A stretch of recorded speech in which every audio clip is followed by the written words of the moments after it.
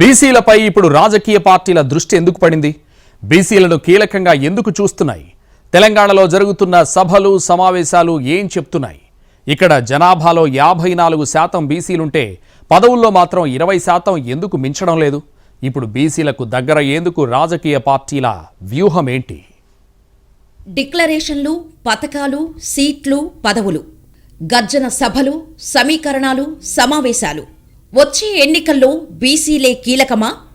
బీసీలను ఆకట్టుకునే ప్రయత్నంలో అన్ని పార్టీలున్నాయా? తెలుగు రాష్ట్రాల్లో ఎలక్షన్ హీట్ మొదలైంది. గెలుపు కోసం అవసరమైన వ్యూహాలు తీవ్రంగా నడుస్తున్నాయి. ఏపీలో, తెలంగాణలో ప్రధాన రాజకీయ పార్టీలు ఎలా గెలవాలనే దానిపై తలమూనకలై ఉన్నాయి. అన్ని పార్టీలు ఎత్తుకు పై ఎత్తులు వేసే పనిలో పడ్డాయి. ఓటర్లను ప్రసన్నం చేసుకునేందుకు, వివిధ వర్గాలను దగ్గర చేసుకునేందుకు ప్రణాళికలు సిద్ధం చేసుకుంటున్నాయి. పార్టీలన్నీ సామాజిక వర్గాల వారీగా ఓట్లను కొల్లగొట్టేందుకు ఎత్తుగడలు వేస్తున్నాయి. ఈ క్రమంలో బీసీలపై అన్ని పార్టీల దృష్టి పడింది. తెలంగాణలో బీసీ సామాజిక వర్గాలకు చెందిన ఓట్లు సగం పైగా ఉంటాయి. అందుకే రాజకీయ పార్టీల కన్ను ఇప్పుడు బీసీలపై పడింది. వారి ఓట్లు రాబట్టుకునేందుకు కొత్తగా బీసీ మంత్రాన్ని తెరపైకి తెస్తున్నాయి పార్టీలు. తెలంగాణలో ముదిరాజ్, గౌడ్, యాదవ్, పద్మశాలి, మున్నూరు కాపుల జనాభా ఎక్కువ. 119లో దాదాపు 81 అసెంబ్లీ స్థానాల్లో బీసీలు కీలకంగా ఉన్నారు. అయితే జనాభాలో సగం ఉన్నా రాజకీయంగా దక్కుతున్న ప్రాధాన్యం స్వల్పమే. దీంతో బీసీ సంఘాలతో పాటు ఆయా పార్టీలో ఉన్న బీసీ నేతల నుండి ఎప్పటికప్పుడు డిమాండ్లు వినిపిస్తూనే ఉన్నాయి. ఓడిపోయే స్థానాల సీట్లు కేటాయించి బీసీల విషయంలో మొక్కుబడిగా వ్యవహరిస్తున్నాయనే విమర్శలు అన్ని పార్టీలపై ఉన్నాయి. ఈ తరుణంలో బీఆర్ఎస్, బీజేపీ, కాంగ్రెస్లు బీసీ నినాదాన్ని ఎత్తుకున్నాయి. ఇటీవల కర్ణాటకలో జరిగిన ఎన్నికల్లోనూ బలమైన సామాజిక వర్గాల ఓట్లే అధికారంలోకి రావటానికి కీలకంగా మారాయి. ఈ ప్రభావం మన రాష్ట్ర రాజకీయాలపై పడింది. అందుకే ప్రధాన పార్టీలన్నీ బీసీ నినాదంతో జనంలోకి వెళ్లేందుకు రెడీ అవుతున్నాయి. తెలంగాణలో 2.99 కోట్లకు పైగా ఓటర్లు ఉంటే వీరిలో 1.61 కోట్ల పైచిలుకు ఓటర్లు బీసీలే. అంటే 54% వరకు బీసీలున్నారు. ఈ లెక్కన ప్రతి నియోజకవర్గంలో ఏ పార్టీ గెలవాలన్నా బీసీల ఓట్లే కీలకం. దీన్ని దృష్టిలో ఉంచుకొని అధికారంలోకి వచ్చేందుకు ఇప్పటి నుంచే అన్ని పార్టీలు తీవ్రంగా శ్రమిస్తున్నాయి. ఇప్పటికే బీసీలను ఆకర్షించే ప్రోగ్రామ్స్ ప్రారంభించాయి.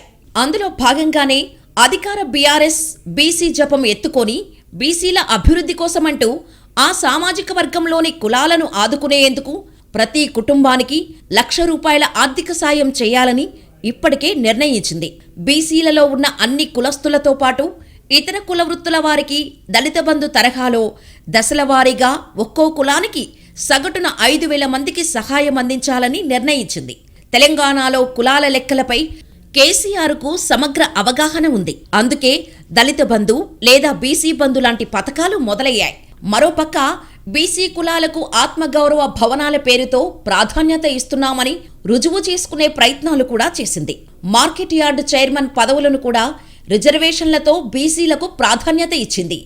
2014, 2019 ఎన్నికల సమయంలో బీఆర్ఎస్ ఖచ్చితంగా గెలవాల్సిందే అనే లెక్కలతో గెలుపు గుర్రాలకే టికెట్లిచ్చింది. నాటి ఉద్యమవేడి, ఉద్యమ పార్టీగా దానికున్న అవసరాలు అలాంటివని నేతలు సమర్థించుకున్నారు. కానీ ఇప్పుడు 10 ఏళ్ల తర్వాత సీన్ మారింది.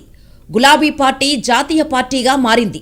ఇప్పుడు బీసీలతో సహా వివిధ సామాజిక వర్గాల నేతలు తమకు ప్రాధాన్యం దక్కాల్సిందే అంటున్నారు. అదే సమయంలో కాంగ్రెస్ పార్టీ వలసలను ప్రోత్సహిస్తోంది. కాంగ్రెస్ పార్టీ బీసీలకు దగ్గరవుతుండటంతో బీఆర్ఎస్ అలర్ట్ అవుతోంది. దీంతో బీసీ సామాజిక వర్గం దూరంగా కాకుండా జాగ్రత్తలు మొదలుపెట్టింది. ఇందులో భాగంగా సమావేశాలు కూడా మొదలుపెట్టింది. ఈ మధ్యకాలంలో ప్రెస్ కాన్ఫరెన్స్ పెడితే మరి మా నాయకుడిని ఫోన్లు చేసి థ్రెటన్ చేసినటువంటివి కూడా మీరు చూశారు. అంటే ఈ విధమైనటువంటి ఆలోచన చేసినప్పుడు నేను కాంగ్రెస్ పార్టీకి సంబంధించినటువంటి ఆల్ ఇండియా కాంగ్రెసా లేకపోతే ఇక్కడున్న కాంగ్రెస్ నాయకులా, ఇప్పటికైనా ఇది మీ పార్టీ విధానమా కాదా అని చెప్పకపోతే మరి రాబో కాలంలో తీవ్రమైనటువంటి పరిణామాలు ఉంటాయి. రాష్ట్ర వ్యాప్తంగా కూడా మరి బీసీలను అందరినీ ఏకం చేస్తున్నాం. ఇది మొదటి మీటింగ్ కింద ఈరోజు మేము ఏర్పాటు చేసుకున్నాం. దీని కార్యాచరణ కూడా అతి త్వరలోనే ప్రకటన చేస్తాం. బీసీలను మచ్చిక చేసుకుంటే వచ్చే ఎన్నికల్లో సులువుగా గెలుపొందవచ్చని బీఆర్ఎస్ భావిస్తోంది. అయితే బీఆర్ఎస్ నేతలు ఉన్నట్టుండి సమావేశాన్ని పెట్టడానికి అనేక కారణాలు కూడా ఉన్నాయి. బీసీలకు సీట్ల కేటాయింపుపై కాంగ్రెస్ ఇప్పటికే ఓ అంచనాకు వచ్చిందట. అందుకే బీసీ కార్డును బీఆర్ఎస్ ప్రయోగిస్తోందన్న చర్చ జోరుగా నడుస్తోంది. హైదరాబాద్లో సమావేశమైన అధికార పార్టీలోని బీసీ నేతలు, Congress party chief Revanth Reddy BC నేతలను కించపరిచేలా మాట్లాడుతున్నారని ఆగ్రహం వ్యక్తం చేశారు. కాంగ్రెస్ పార్టీ క్షమాపణలు చెప్పాలని డిమాండ్ చేశారు. బీసీ నాయకత్వాన్ని కాంగ్రెస్ తొక్కేస్తుందన్నది బీఆర్ఎస్ బీసీ నేతల ఆరోపణ. తమ ఓట్లతో గెలిచి తమనే టార్గెట్ చేస్తున్నారని ఆరోపిస్తున్నారు. భవిష్యత్తు కార్యాచరణను త్వరలోనే ప్రకటిస్తామని బీసీ నేతలు కులాల వారీగా మీటింగులు పెడతామని చెబుతున్నారు. గడప గడపకు వెళ్లి బీసీలపై కాంగ్రెస్ చేస్తున్న వ్యతిరేక విధానాలను ఎండగట్టేందుకు బీసీ నేతలు రెడీ అవుతున్నారు.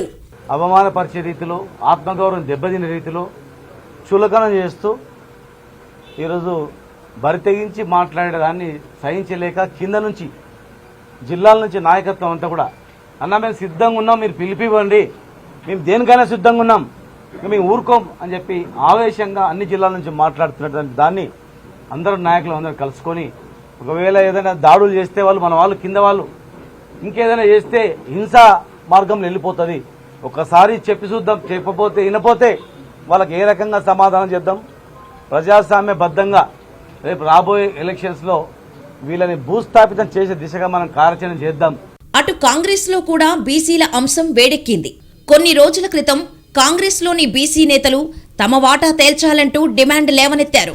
బీసీ డిక్లరేషన్ ప్రకటించాలని, పార్టీలో పదవులు, వచ్చే ఎన్నికల్లో టికెట్ల వాటాను తేల్చాలని తెలంగాణ కాంగ్రెస్ నేతలు పదే పదే డిమాండ్ చేస్తున్నారు. ఇటీవల జరిగిన పొలిటికల్ అఫైర్స్ కమిటీ సమావేశంలో బీసీ నాయకులు అంతా గలం విప్పారట. సీనియర్ నేత వీహెచ్తో పాటు working president Mahesh Goud political affairs committee మీటింగులో ఈ అంశాన్ని లేవనెత్తారట. 2018 ఎన్నికల్లో ఆఖరి నిమిషం వరకు తేల్చకపోతే రాహుల్ గాంధీకి ఫిర్యాదు చేయాల్సి వచ్చిందని, చివర్లో ఆగమేఘాల మీద సీట్లు ప్రకటిస్తే నియోజకవర్గంలో పట్టు సాధించడం ఎలా అన్నది బీసీ నేతల ప్రశ్న.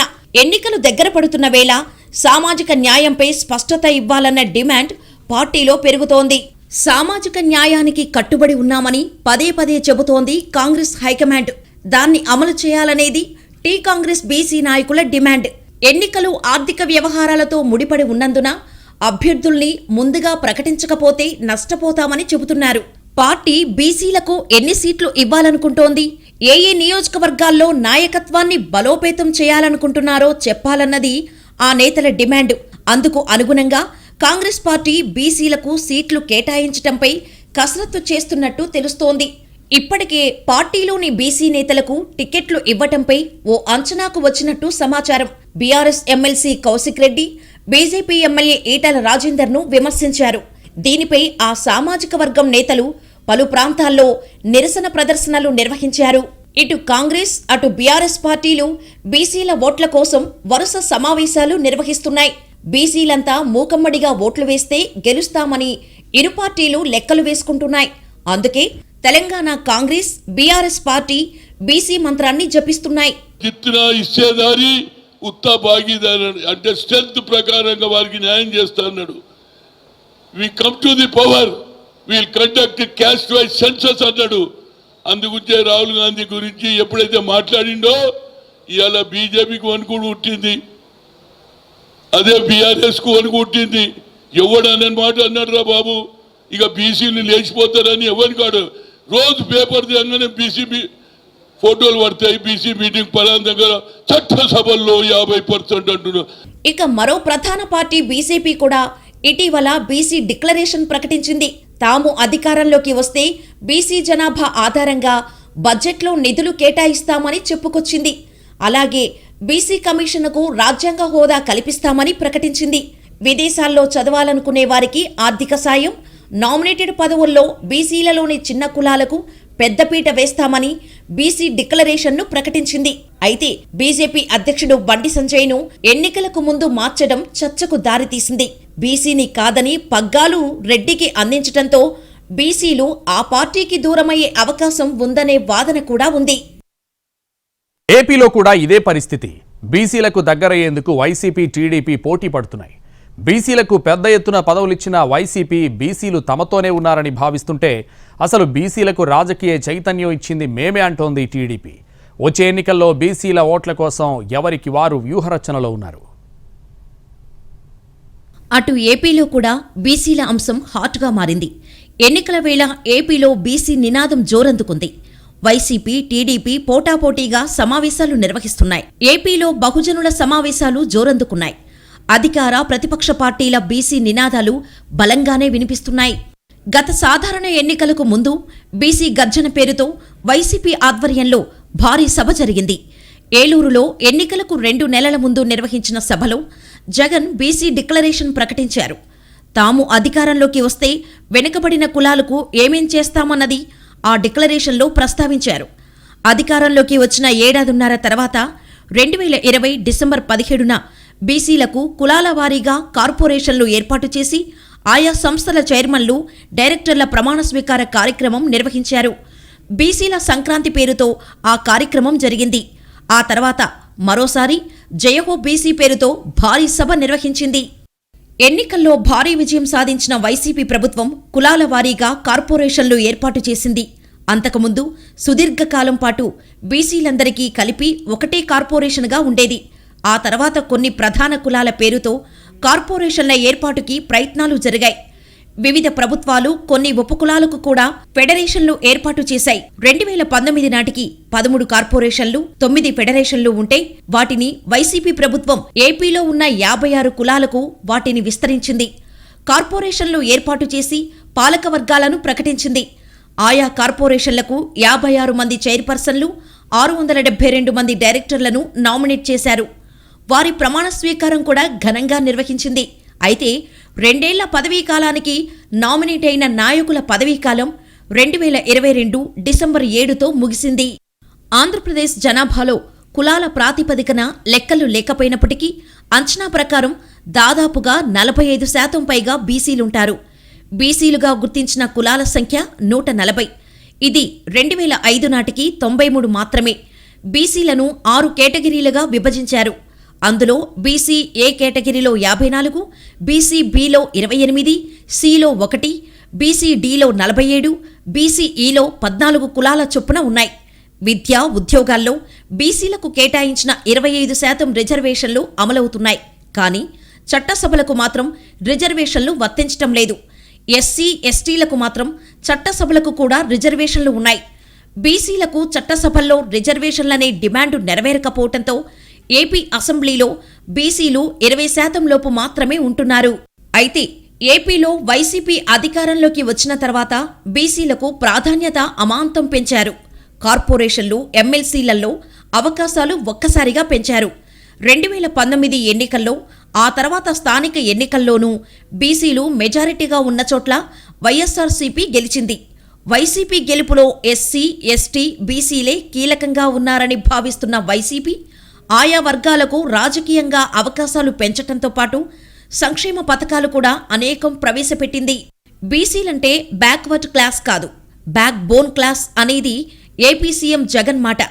వైసీపీ నుండి ఎమ్మెల్సీలు 44 మంది ఉంటే అందులో బీసీలు 19 మంది.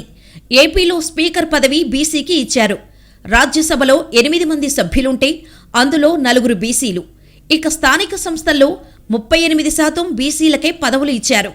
648 మండలాల్లో 237 బీసీలకు కేటాయించారు. 13 జడ్పీల్లో 6 చోట్ల బీసీలకే అవకాశమిచ్చారు. 14 మున్సిపల్ కార్పొరేషన్లలో 9 చోట్ల 84 మున్సిపాలిటీలు గెలిస్తే అందులో 44 చోట్ల బీసీలకే అవకాశమిచ్చింది వైసీపీ. అటు నామినేటెడ్ పదవులో సగం బీసీలకే కేటాయించింది వైసీపీ. ప్రభుత్వ కార్పొరేషన్లు 137 ఉంటే అందులో 53 బీసీలకే కేటాయించింది. అంటే సాధారణంగా ఏ పార్టీ అయినా 1/2 పెంచి ప్రాధాన్యత ఇచ్చామంటాయి. కానీ వైసీపీ మాత్రం ఒకేసారి భారీ సంఖ్యలో పదవులు ఇచ్చి బీసీలు ఆ పార్టీని వదలకుండా ఉండే ప్రయత్నాలు చేసింది. ఇక టీడీపీ సంగతి చూస్తే ఆ పార్టీ తమది బీసీ బ్రాండ్ ఉన్న పార్టీ అని చెప్పుకుంటోంది. వైసీపీ ఎన్ని పదవులు ఇచ్చినా అవన్నీ నామమాత్రమే అని విమర్శించే టీడీపీ బీసీలకు అసలు న్యాయం చేసింది తామే అని బీసీలలో చైతన్యానికి కృషి చేసింది తామే అని చెప్పుకుంటోంది. అదే క్రమంలో ఇప్పుడు మరోసారి బీసీలకు దగ్గరయ్యేందుకు బీసీ సదస్సులు నిర్వహిస్తోంది. నిజానికి ఏపీ రాజకీయాలంటేనే కులాల ఈక్వేషన్ అని అందరూ అనుకునే మాట. అయితే జనాభాలో బీసీలు సగం ఉన్నా అధికారంలో సగం లేకపోవటం స్పష్టంగా కనిపించే విషయం. అత్యధిక సంఖ్యలో ఉన్న కులాలకు, అందులోనూ వెనుకబడిన కులాలకు అవకాశాలు తగ్గిన స్థాయిలో దక్కటం లేదని 7 దశాబ్దాల రాజకీయ చరిత్ర చెబుతోంది. అందుకే అసెంబ్లీ టికెట్ల మాటెలా ఉన్నా శాసనమండలితో పాటు నామినేట్ పదవుల్లో ప్రాధాన్యత ఇచ్చి బీసీలకు ప్రాధాన్యత ఇస్తున్నామని రుజువు చేసుకునే ప్రయత్నాలు జరుగుతున్నాయి. బీసీ జనాభాకు అనుగుణంగా సీట్లు కేటాయించాలని ప్రతి అసెంబ్లీ ఎన్నికల సమయంలో వివిధ కుల సంఘాలతో పాటు ఆయా పార్టీల్లో ఉన్న వివిధ సామాజిక వర్గ నేతలు డిమాండ్ చేయటం సాధారణంగా మారింది. కానీ గెలుపు గుర్రాలకే టికెట్లివ్వటం అన్ని పార్టీలకు తప్పనిసరి పరిస్థితి. ఇలాంటి ఈక్వేషన్లో సామాజిక వర్గాలకు అనుకున్న స్థాయిలో ప్రాధాన్యత దక్కటం లేదనే వాదన ఉంది. 1952 నుంచి 2019 ఎన్నికల వరకు అసెంబ్లీలో ఆంధ్రప్రదేశ్ నుంచి బీసీల ప్రాతినిధ్యం ఎన్నడూ 3 పదుల సంఖ్యను దాటలేదు. అత్యధికంగా 34 మంది ఎమ్మెల్యేలు 1972, 1985, 2004, 2019 ఎన్నికల్లో అడుగుపెట్టారు. ఏపీలో ప్రస్తుతం 140 బీసీ కులాలుంటే ఇప్పటివరకు అసెంబ్లీలో 28 కులాలకు చెందినవారు మాత్రమే అడుగుపెట్టారు. కొప్పుల వెలమ, తూర్పు కాపు, గౌడ, పోలినాటి వెలమ, యాదవ, చేనేత, కాళింగ, మత్స్యకారులు, శెట్టి బలిజ, గవర, కురబ, బోయ తదితర కులాల వారే బీసీల నుండి ప్రజాప్రతినిధులుగా అసెంబ్లీలో అడుగుపెడుతున్నారు. ఇతర కులాలకు పెద్దగా అవకాశాలు దక్కలేదు. ప్రస్తుత రాజకీయ చిత్రాన్ని చూస్తే ఏపీలో బీసీలు టీడీపీకి దూరమై వైసీపీకి దగ్గరయ్యారనే వాదనలు ఉన్నాయి. దీంతో బీసీలను నిలబెట్టుకునే వ్యూహంలో వైసీపీ బీసీలకు మళ్లీ దగ్గరయ్యే ప్రయత్నంలో టీడీపీ ఉంది. ఈ ప్రయత్నాలు ఏ మేరకు సఫలమవుతాయో వచ్చే ఎన్నికల ఫలితాలు తేల్చనున్నాయి. ఓట్లు మావి, సీట్లు మీవా అని ప్రశ్నిస్తున్నాయి బీసీ కులాలు. ఏకమై పోరాడితే తప్ప రాజ్యాధికారం రాదంటున్నారు బీసీ నేతలు. జనాభాలో సగం పైగా ఉన్న బీసీలను ఆకట్టుకుంటే అధికారం దక్కడం సులువని భావిస్తున్నాయి రాజకీయ పార్టీలు. దీంతో అన్ని పార్టీలు బీసీ మంత్రాన్నే జపిస్తున్నాయి. తెలుగు రాష్ట్రాల్లో బీసీల సదస్సులు, సమావేశాలు ఊపందుకున్నాయి. బీసీలకు న్యాయం చేసేది మేమంటే మేమే అని చెప్పుకుంటున్నాయి. తెలుగు రాష్ట్రాల్లోనే కాదు, జాతీయ స్థాయిలో కూడా బీసీల రాజ్యాధికారం కీలక అంశంగానే మారింది. బీజేపీ తమ ప్రధాని బీసీ అని చెప్పుకుంటోంది. కాంగ్రెస్ సామాజిక న్యాయమే తమ ఎజెండా అని స్పష్టంగా చెబుతోంది. ఓట్లు మావి, సీట్లు మీవా అనే నినాదాలు ఇప్పటివి కావు. యూపీ, బీహార్లో రామ్ మనోహర్ లోహియా ఉద్యమాల ప్రభావం తర్వాత దాని నుంచి కొత్త నాయకత్వం ఉద్భవించింది. జనతా ప్రయోగం, మండల ఉద్యమాలు కూడా తోడ్పడ్డాయి. జాతీయ పార్టీలకు ప్రత్యామ్నాయంగా బీసీ నాయకులు నిలబడ్డారు. ఆయా రాష్ట్రాల్లో బీసీల నుంచి వచ్చిన నాయకత్వం స్థిరపడింది. అయితే తెలుగు రాష్ట్రాల్లో మాత్రం ఇది సఫలం కాలేదు. ఉత్తరాది ఫలితాలతో ఇక్కడ కూడా బహుజనులను ఐక్యం చేసే పేరిట కొన్ని ప్రయత్నాలు జరిగినా ఫలితం పెద్దగా లేదు. రాయితీలు, సంక్షేమ పథకాల కోసం డిమాండ్ను దాటుకొని రాజ్యాధికారం వైపు తెలుగు రాష్ట్రాల్లో బీసీలు రాలేకపోయారు. తెలుగునాట బీసీల రాజకీయ ఉద్యమాలు కరువయ్యాయి. పైగా యూపీ, బీహార్ మాదిరిగా ఎస్సీలను కలుపుకొని ముందుకు సాగలేకపోయారు. ఫలితంగా బీసీలలోని అనేక కులాలు అవకాశాలకు దూరంగా ఉండిపోయాయి. 2009లో పీఆర్పీ 100 మంది బీసీలకు అవకాశమిచ్చినా గెలిచిన 18 మందిలో బీసీలు 2-3 మాత్రమే ఉన్నారు. ఐక్యత విషయంలో ఇతర కులాలకు బీసీలకు తేడా ఉంది. ఇక్కడ బీసీలు అంటే అనేక కులాల సమూహం. ఆర్థికంగా, సామాజికంగా ఒకే స్థాయిలో ఉన్న మన దేశంలో కులాల మధ్య సంబంధాలకు స్పష్టమైన గీత ఉండటంతో అది రాజకీయ ఉద్యమాలకు, ఐక్యతకు అడ్డంకిగా మారింది. అందువల్ల బీసీలంతా ఒకటే అనే నినాదం వినిపించినా రాజకీయ ప్రాతినిధ్యం కోసం పోరాటం మాత్రం సాధ్యం కాలేదు. దీంతో అన్ని పార్టీలకు బీసీలను ఆకర్షించి ఓట్లు పోగేసుకోవటం సులభంగా మారింది. ఇప్పుడు రాజకీయ ప్రాతినిధ్యం పెరగాలంటే ఉద్యమించక తప్పదని బీసీ కులాల నేతలు భావిస్తున్నారు. అటు బీసీ సంఘాలతో పాటు వివిధ పార్టీలోని బీసీ నేతలు కూడా రాజ్యాధికారం సాధించాల్సిందే అనే నినాదం ఎత్తుకుంటున్నారు. వచ్చే అసెంబ్లీ ఎన్నికల్లో జనాభా దామాషా ప్రకారం అన్ని రాజకీయ పార్టీలు బీసీలకు సీట్లు కేటాయించాలని డిమాండ్స్ పెరుగుతున్నాయి. చట్టసభల్లో బీసీలకు జనాభాకు తగ్గట్టుగా వాటా ఉండాలని, అందుకోసం బీసీలంతా ఐక్యంగా పోరాడాలని పిలుపునిస్తున్నారు. దీనికోసం బీసీల సింహగర్జన సభ కూడా జరగనుంది. జనాభా తామాషా ప్రకారం అసెంబ్లీ ఎన్నికల్లో వెనుకబడిన తరగతులకు పోటీ చేసే అవకాశం ఇవ్వాలన్న డిమాండ్ అన్ని పార్టీలో అంతకంతకు పెరుగుతోంది. జనాభాలో 60% పైగా బీసీలున్నారని, తెలంగాణలో రాజ్యాధికారమే లక్ష్యంగా ఓటు మనదే, సీటు మనదే, మేమెంతో మాకంతా నినాదంతో ముందుకెళ్లాలని బీసీ సంఘాలు కదం తొక్కుతున్నాయి. బీసీ జనగణన చేపట్టడం ద్వారానే బీసీల ఆర్థిక, సామాజిక, సాంస్కృతిక స్థితిగతులను అంచనా వేయగలమని కూడా చెబుతున్నారు. స్వాతంత్ర్యం నుండి తెలంగాణ పోరాటం వరకు బీసీ, ఎస్సీ, ఎస్టీలే బలిదానాలు చేశారని, ఇప్పుడు రాజ్యాధికారం కోసం పోరాడాల్సిన తరుణం వచ్చిందని భావిస్తున్నాయి. బీసీలకు ఎక్కువ సీట్లు ఇవ్వటంతోనే కర్ణాటకలో కాంగ్రెస్ అధికారంలోకి వచ్చిందని చెబుతున్నారు. ఈ క్రమంలోనే బీసీల ఓట్లు రాబోయే అసెంబ్లీ ఎన్నికల్లో కీలకం కానుండటంతో వారిని ఆకట్టుకునేందుకు బీఆర్ఎస్ ప్లాన్ చేస్తోంది. అందులో భాగంగా బీసీలను ఆకట్టుకునే వ్యూహరచన చేస్తోంది బీఆర్ఎస్. గత ఎన్నికల్లో కాంగ్రెస్ 99 సీట్లు పోటీ చేస్తే 26 మంది బీసీలకు, బీఆర్ఎస్ 119లో 26 మంది బీసీలకు టికెట్లిచ్చాయి. అదే సమయంలో బీఆర్ఎస్ తెలంగాణలో 45 మంది రెడ్లకు, 10 మంది వెలమలకు టికెట్లు ఇచ్చింది. ఇప్పుడు తెలంగాణ అసెంబ్లీలో 22 మంది మాత్రమే బీసీలున్నారు. అయితే తెలంగాణలో బీసీలకు రాజకీయ చైతన్యం వచ్చింది ఎన్టీఆర్ కాలం నుండే అని అన్ని పార్టీలు ఒప్పుకునే విషయమే. కొత్తగా అనేక మంది బీసీ నేతలు ఆ సమయంలో తెరమీదకు వచ్చారు. ఇప్పుడు బీఆర్ఎస్, కాంగ్రెస్ కూడా ఇదే వ్యూహాన్ని అనుసరించే ప్రయత్నంలో ఉన్నాయి. బీసీలకు అవకాశాలిచ్చిందే కాంగ్రెస్ పార్టీ అనేది ఆ పార్టీ నాయకుల వాదన. ఇవాళ బీసీలో 2 సార్లు పీసీసీ ప్రెసిడెంట్గా డి శ్రీనివాస్ గారి నాయకత్వంలో గవర్నమెంట్ వచ్చింది. గతంలో ఎంతో మంది పొన్నాల లక్ష్మయ్య గారు చేసిండు, గతంలో మల్లు అనంతరాములు గారు చేసిండు, దామోదర్ సంజయ్ సీఎంగా చేసిండు. ఒక్కటే అడుగుతున్న కేసీఆర్, నీ చెంచాగాన్లు ఎవరైతే ధర్నా చేస్తుండో బీసీ ప్రెసిడెంట్ మీద, నీ దమ్ము ధైర్యం ఉంటే వచ్చే ముఖ్యమంత్రి నీ తర్వాత నీ కొడుకును కాకుండా బీసీకి ఇస్తామని చెప్పు.